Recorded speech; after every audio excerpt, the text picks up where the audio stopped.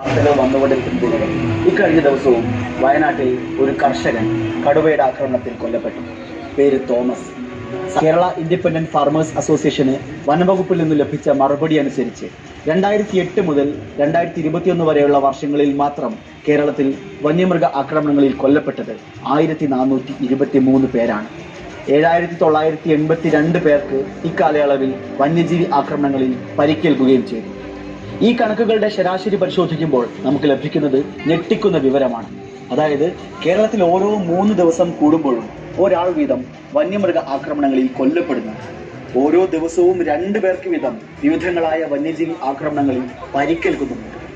34,875 വന്യജീവി ആക്രമണങ്ങൾ കഴിഞ്ഞ 10 വർഷത്തിനിടെ മാത്രം കേരളത്തിൽ റിപ്പോർട്ട് ചെയ്തുവെന്നാണ് വനം വകുപ്പ് പറയുന്നത്.